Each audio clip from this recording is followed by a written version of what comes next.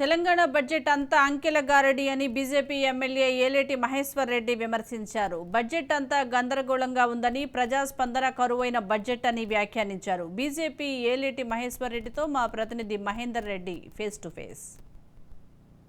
Congress party ప్రవేశపెట్టినటువంటి budget పైన మరి బీజేపీ పార్టీ మరి ఏం మాట్లాడుతుంది? బీజేపీ పార్టీ ఈ ఓటాన్ అకౌంట్ అయితే కేంద్ర ప్రభుత్వం విడుదల చేసిందో ఆ రకంగా మేము అనుసరించాం, ఓటాన్ అకౌంట్ విడుదల చేస్తాం అన్నట్టుగా వాళ్ళు చెప్తున్న నేపథ్యం మరి ఎలా ఉంది budget? BJP MLA Mahesh Reddy గారు సో చెప్పండి, ఎలా ఉంది తెలంగాణ రాష్ట్ర ప్రభుత్వం మొదటిసారిగా కాంగ్రెస్ ప్రభుత్వం పెట్టినటువంటి ఈ బడ్జెట్ పైన చాలా ఆశలు పెట్టినారు తెలంగాణ ప్రజలంతా కూడా. ఎలా ఉంది బడ్జెట్? గత ప్రభుత్వం మాదిరి ఈ ప్రభుత్వం కూడా ఎక్కడ డిఫరెన్స్ లేదు. కాకపోతే రాజకీయ ప్రసంగం చేశారు. రాజకీయ ప్రసంగంలో చాలా స్పష్టంగా ఈ రాష్ట్రంలో ఇచ్చినటువంటి 412 హామీలను విస్మరించి కేవలం ఏదో పొలిటికల్ స్పీచ్ ఇచ్చేసి చేతులు దులుపుకునే ప్రయత్నం చేశారు. కానీ వారు చేసినటువంటి అలొకేషన్స్లో కూడా ఎక్కడ కూడా పొందన లేనటువంటి అలొకేషన్స్ ఉన్నాయి.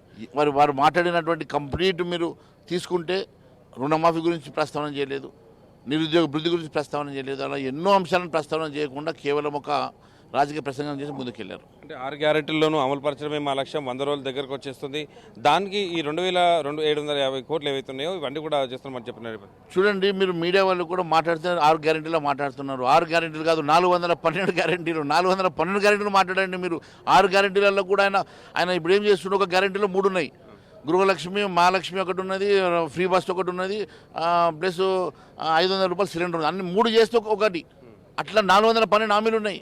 412 హామీల గురించి మాట్లాడదాం మనం. దయచేసి మీరు మాట్లాడితే 6 హామీలు అంటున్నారు.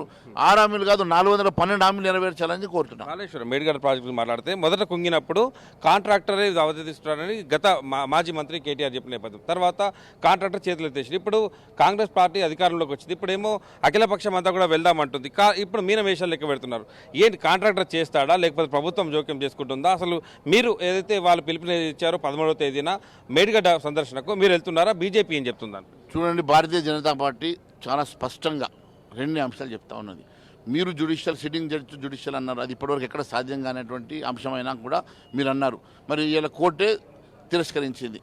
మేము ఒకటే అడుగుతా ఉన్నాం, మీరే పీసీ అధ్యక్షుడిగా సిబిఐకి ఇస్తామని చెప్పారు కదా, ఇప్పుడు సిబిఐకి ఇవ్వడంలో ఎందుకు జంకుతున్నారు? మీరు సిబిఐకి ఇవ్వండి, సిబిఐతో ఎంక్వైరీ చేద్దాం, అన్ని వాస్తవాలు బయటకు వస్తాయి. రైట్, ఇది మహేష్ చెప్పిన విషయం. మొత్తానికి బడ్జెట్ అనేది చాలా వరకు కూడా కేవలం ఒక ఏదో చెప్తున్నట్టుగా ఉన్నది కాకపోతే ఎక్కడ కూడా ప్రజలకు ఉపయోగకరంగా లేదు అన్నట్టు బీజేపీ ఖండిస్తుంది. ఇటు కాళేశ్వరం మేడిగడ్డ సందర్శనకు కూడా వెళ్తామా వెళ్ళమా తర్వాత నిర్ణయం, కానీ వాళ్ళు అసలు ఆ పిలవడంలోనే అసలు ఆశాస్పదంగా ఉంది. కేవలం దీనిపైన సిబిఐ ఎంక్వైరీ కానీ ఇంకా ఎంక్వైరీలు చేయాలి, కానీ ఇలా సందర్శనకి వెళ్ళి రావడం అనేది ఒట్టి ఆ ప్రజాధనం వృధా, కానీ దీనివల్ల ఉపయోగం లేదన్నట్టుగా చెప్తున్న పరిస్థితి. ఇది ఓవరాల్గా బడ్జెట్పై బీజేపీ నేతల యొక్క స్పందన.